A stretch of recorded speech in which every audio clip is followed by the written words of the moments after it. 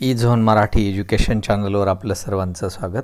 विद्यार्थी मित्रांनो, आज आपण कृतीपत्रिका आराखडा म्हणजेच 10वी बोर्ड परीक्षेचा जी बोर्ड परीक्षा असते तिचा आराखडा 80-20चा म्हणजे 80 गुणांपैकी कसा पेपर येत असतो, कुठल्या कुठल्या याला किती वेटेज दिलं जातं याविषयीचा हा लाईव्ह स्ट्रीमिंग रेकॉर्डिंग लेक्चर अगदी शेवटपर्यंत पहा. म्हणजे तुमच्या लक्षात येईल की बोर्ड पेपर आणि प्रथम सत्र पेपर कशा पद्धतीने दिला जातो. इयत्ता 10वी कुमार भारती कृतीपत्रिकेची घटकनिहाय विभागणी अगोदर पाहणार आहोत. 80 गुणांचं विभाजन कसं असेल, 20 गुण तोंडीसाठी असतात आणि 80 गुण लेखीसाठी असतात. त्यामध्ये त्यांचं विभाजन दिलेलं आहे. गद्य 18 गुण, पद्य 16 गुण, स्थूल वाचन 6 गुण, व्याकरण कृती 16 गुण, उपयोजित लेखन 24 गुण असे एकूण 80 गुणांची घटकनिहाय विभागणी गुण विभागणी केलेली असते. यानुसार कृती विचारल्या जातात बोर्ड एक्झामसाठी. तर विद्यार्थी मित्रांनो, अगदी शेवटपर्यंत पहा. जर आपण सबस्क्राईब केलं नसेल चॅनलला सबस्क्राईब करा, कारण या चॅनलवर तुम्हाला यासह सर्व सराव पेपर्ससुद्धा विथ एक्सप्लेशन म्हणजे उत्तरासह पाहायला मिळतील. चला पाहूया. विभाग 1 गद्य 18 गुणांसाठी विचारला जातो. त्यामध्ये कृती विचारल्या जातात की पठित गद्य पाठ दिला जातो उतारा, आणि तो 120 ते 150 शब्दांचा असतो. 7 गुणांसाठी आकलन कृती 2 गुण, आकलन कृती 2 गुण आणि स्वमत कृती जी असते ती 3 गुणांसाठी. अशी एकूण 7 गुणांसाठी कृती 1 विचारला जातो. कृती 1 तो सुद्धा पठित गद्यपाठावर आधारित असतो. 120 ते 150 शब्दांचा उतारा दिलेला असतो. त्यावरून 7 गुणांसाठी कृती विचारल्या जातात. त्यामध्ये आकलन कृती 2 गुण, आकलन कृती 2 गुण आणि स्वमत कृती पुन्हा 3 गुणांसाठी. असे एकूण 7 गुणांसाठी कृती 1 व कृती 1 असे 7-7 गुणांसाठी विचारले जातात. यानंतर विद्यार्थी मित्रांनो, कृती 1 पण पाहायचा आहे आपल्याला. म्हणजे 7, 7, 14 आणि 4 गुणांसाठी कृती 1 हा विचारला जातो. तो सुद्धा कशा पद्धतीने असेल, तो अपठित उतारा असेल विद्यार्थी मित्रांनो. चला कृती 1 पाहूया. अपठित गद्य उतारा तो तुमच्या पाठ्यपुस्तकातील नसेल, म्हणून तो व्यवस्थित वाचन करायचं आहे. 80 ते 100 शब्दांचं असेल. 4 गुणांसाठी. त्यावर कृती विचारल्या जातील 2. आकलन कृती 2 गुणांसाठी, आकलन कृती पुन्हा 2 गुणांसाठी, अशा 4 गुणांसाठी. म्हणजे एकूण 18 गुणांसाठी कृती 1 ई अशी 7, 7 आणि 4 अशी विभागणी केलेली असेल 18 गुणांची. यानंतर विद्यार्थी मित्रांनो, आपल्याला कृती 2022-23च्या आणि तिथून पुढेही असलेल्या बोर्ड एक्झाम परीक्षेचा हा ब्ल्यूप्रिंट आहे. म्हणजे कृतीपत्रिका आराखडा किंवा कृतीपत्रिकेचं स्वरूप आपण पाहतोय. त्यामध्ये क्वेश्चन म्हणजे कृती 1 7 गुण, 7 गुण आणि अपठित उतारा 4 गुण असे एकूण 18 गुणांचा कृती 1 पाहिलेली आहे. यानंतर आपल्याला पाहायची कृती 2. त्यामध्ये विभाग 2 असेल. तो विभाग 2 सुद्धा आपल्याला पाहायचा आहे आता. तर अगोदर आपण आणि ई हा गद्य विभागावर आधारित विभाग 1 हा 18 गुणांचा आपण पाहिलेला आहे. मध्ये 7 गुणांसाठी कृती विचारल्या जातील. मध्ये पण 7 गुणांसाठी कृती विचारल्या जातील आणि कृती 1 मध्ये अपठित गद्यामध्ये 4 गुणांसाठी.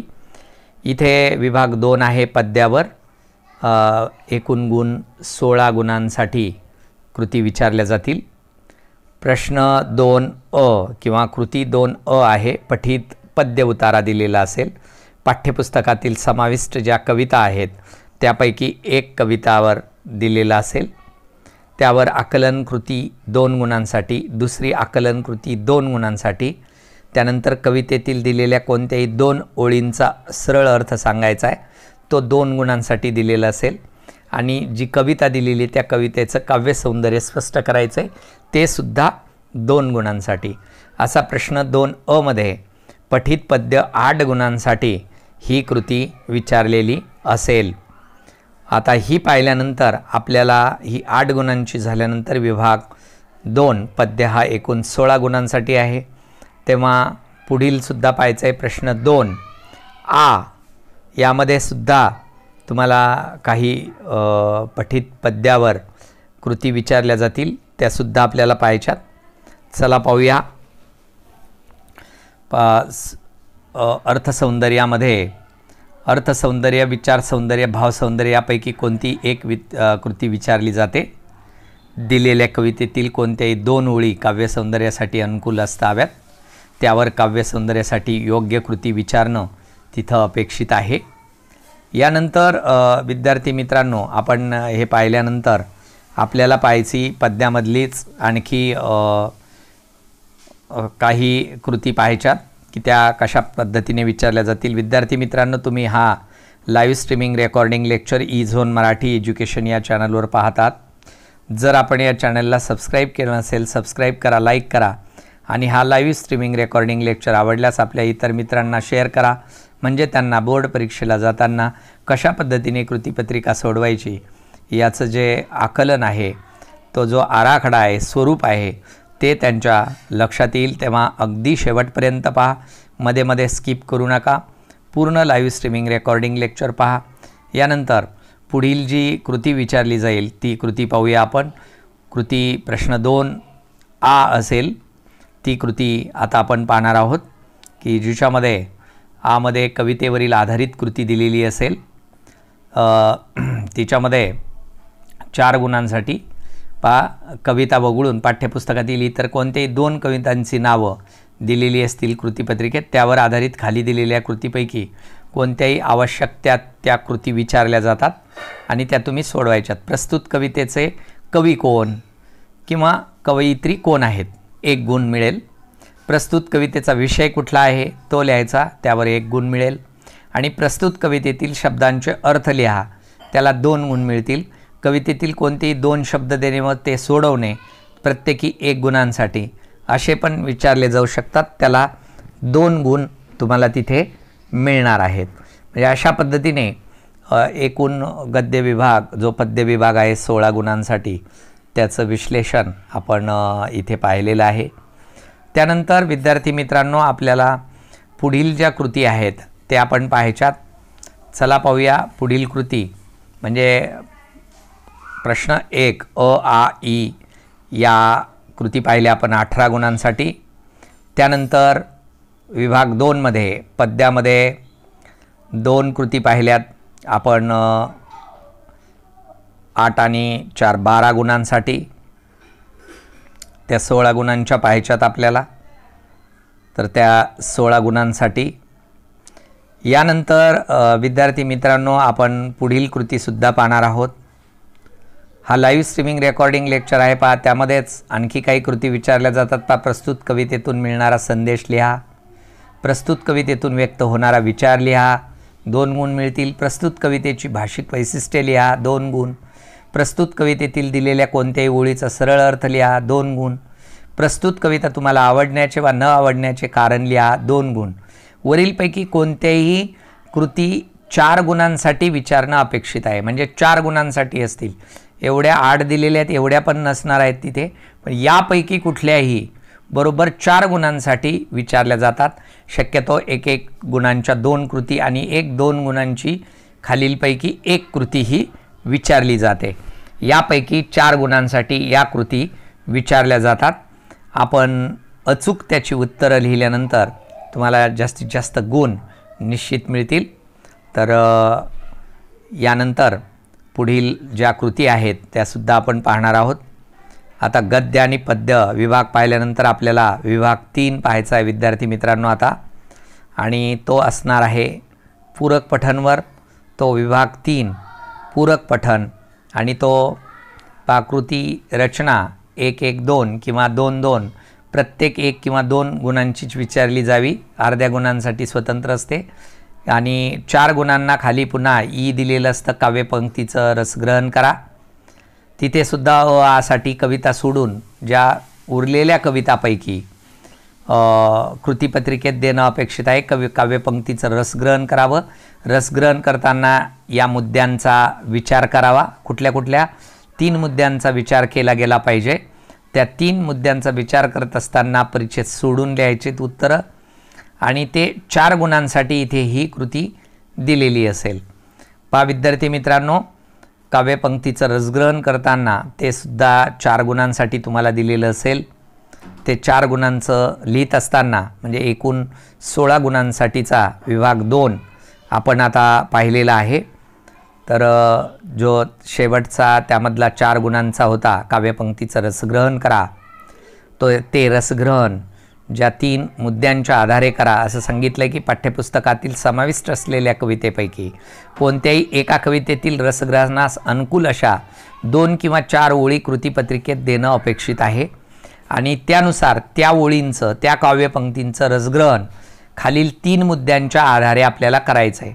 आशय सौंदर्य, काव्य सौंदर्य आणि भाषिक वैशिष्ट्य या 3 मुद्द्यांच्या आधारे करून आपल्याला एकूण 4 गुण तिथे त्या कृतीद्वारे आपल्याला मिळणार आहेत।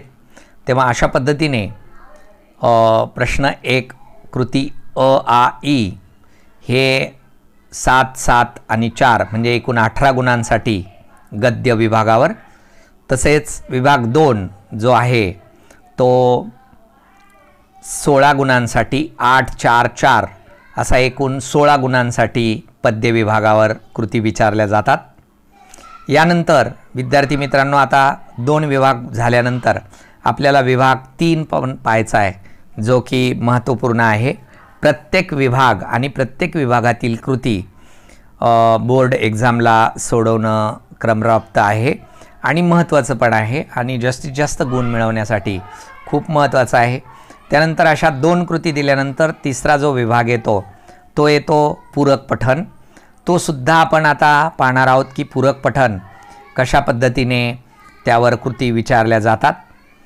त्या आपण विभाग 3 पाहणार आहोत की विभाग 3 मध्ये पूरक पठण आपल्या पाठ्यपुस्तकात असलेले सर्व जे पूरक पठण आहेत, या म्हणजेच स्थूल वाचन म्हणू आपण त्याला, त्यावर एकूण 6 गुणांसाठी या कृती विचारल्या जातात।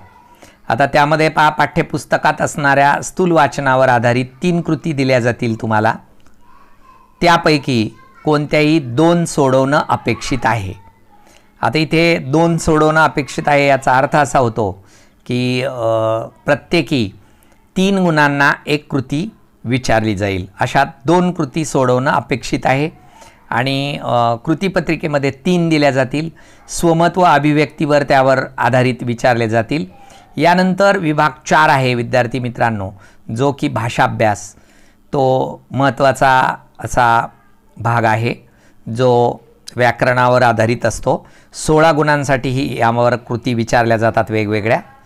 तर कृती 4 कृती विचारली जाईल व्याकरण घटकावर आधारित 8 गुणांसाठी।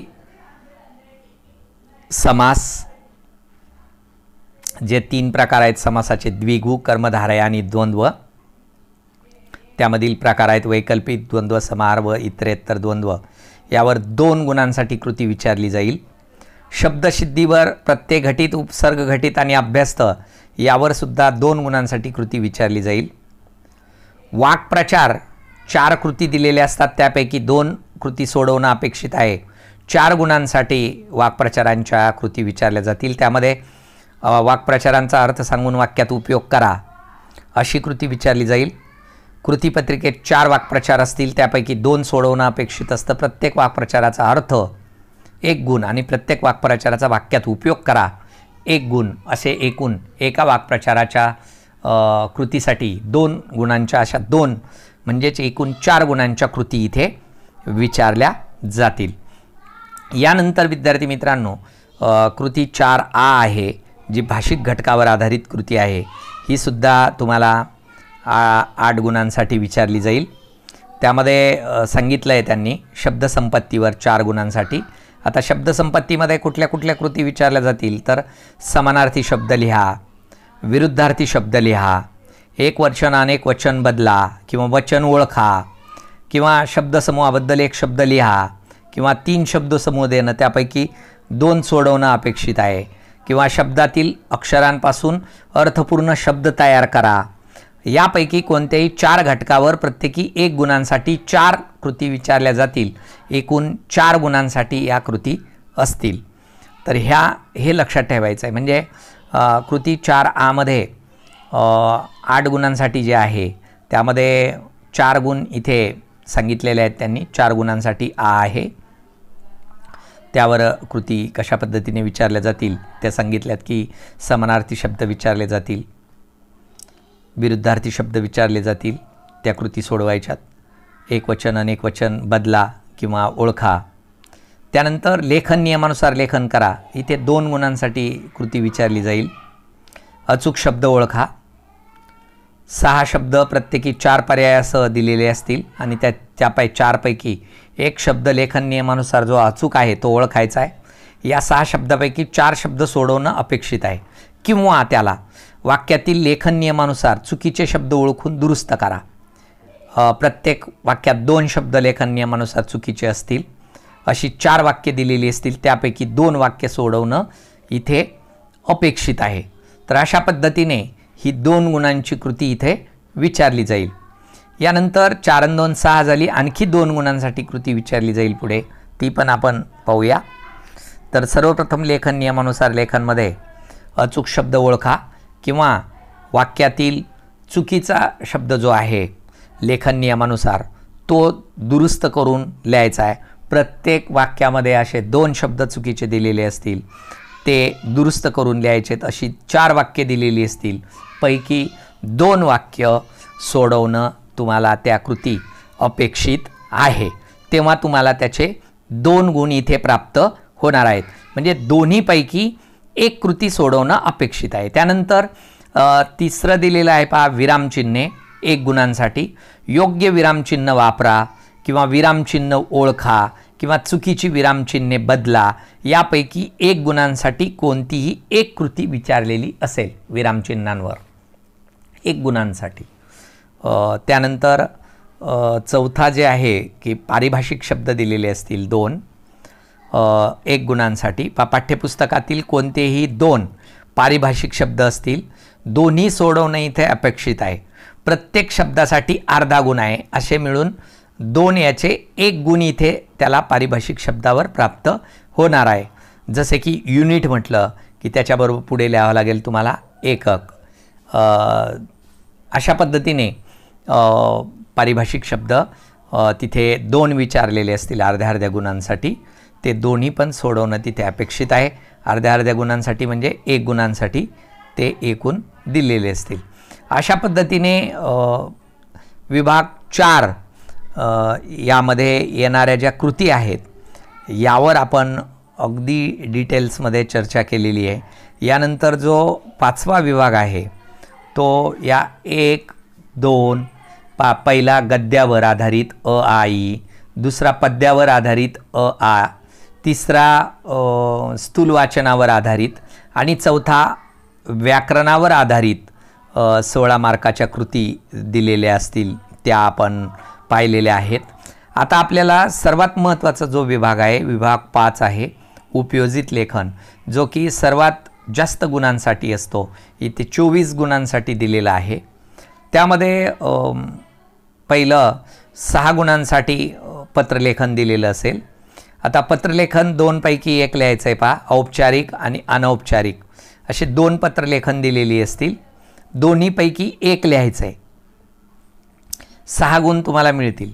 पहा, ईमेल स्वरूपाचं नवीन पद्धतीने जे पत्रलेखन स्वरूप आहे त्यानुसार पत्रलेखन लिहायचं आहे आणि उपयोजित लेखनानुसार तुम्हाला तिथे 6 गुण प्राप्त होतील. दोन्हीपैकी 1 पत्रलेखन लिहा किंवा आणखी त्याला और पण असतं. हे 2 पत्र लिहा, एक तर औपचारिक पत्र 1 लिहा किंवा अनौपचारिक पत्रलेखन लिहा. तिथे दिलेले असतील, त्याचे पत्तेसुद्धा दिलेले असतील, विषयसुद्धा दिलेला असेल. तोच विषय घेऊन ते पत्रलेखन करायचं आहे. दोन्हीपैकी 1 लिहा किंवा सारांश लेखन करायचं आहे. विभाग 1 गद्य ई जो आहे तो उतारा पाहायचा आहे आणि त्याचं 1/3 सारांश तुमच्या शब्दामध्ये लिहा. तो लिहा किंवा पत्रलेखन लिहा, असं एक दुसऱ्याला और आहे. ते झाल्यानंतर विद्यार्थी मित्रांनो कृती 5A आहे, जी की खालीलपैकी कोणत्याही 2 कृती सोडवायच्यात. 5-5 गुणांसाठी असतील. इथे 5-5-5 अशा 15 गुणांसाठी आहेत. वैकल्पिक 5 गुण आहेत, पण इथे 3 पैकी फक्त 2 कृती सोडवणं अपेक्षित आहे. म्हणजे इथे तुम्हाला 10 गुण, म्हणजे अगोदरचे 6 आणि हे 10. तर पहिला आहे जाहिरात लेखन. तुम्हाला विषय दिलेला असेल जाहिरातीचा, तिथे त्यानुसार तुम्ही जाहिरात लिहायची. जाहिरात सुंदर हस्ताक्षरामध्ये उत्कृष्ट घोषवाक्यासह आणि जिथल्या तिथे ॲड्रेस वगैरे टाकून त्याची वैशिष्ट्ये टाकून त्या जाहिरातीची आणि जाहिरात तयार करायची. तुम्हाला 5 गुण तिथे प्राप्त होतील. त्यानंतर दुसरं आहे बातमी लेखन आणि तिसरं, असे 3 पैकी 2च सोडवायचे आहेत. यानंतर ते 10 गुण प्राप्त झाल्यानंतर तुम्हाला 8 गुणांसाठी इथे निबंध लेखन दिलेले आहेत. तर 3 प्रकार दिलेले असतील निबंधाचे. या 3 प्रकारापैकी कुठल्याही एका प्रकारावर निबंध लेखन लिहायचं आहे 8 गुणांसाठी. प्रसंग लेखनावर 1 निबंध दिलेला असेल, आत्मकथनावर 1 निबंध दिलेला असेल आणि वैचारिक निबंधावर 1 निबंध दिलेला असेल. या 3 निबंध लेखनापैकी आता प्रसंग लेखनामध्ये चित्र वगैरे दिलेलं असेल त्यानुसार काढा. आत्मकथनामध्ये काही मुद्दे दिलेले असतील, वैचारिकमध्ये पण काही मुद्द्यानुसार तो लिहायचा असेल. तर 3 पैकी 3ही लिहायचे नाही. तर इथे विद्यार्थी मित्रांनो आपल्याला 3 पैकी कुठलाही 1 निबंध लिहायचा. अशा पद्धतीने आपण हा कृतीपत्रिका आराखडा 10वी पाहिलेला आहे. आपण सर्वांनी शेवटपर्यंत पाहिला त्याबद्दल आपले सर्वांचे ई झोन मराठी एज्युकेशन चॅनलतर्फे धन्यवाद.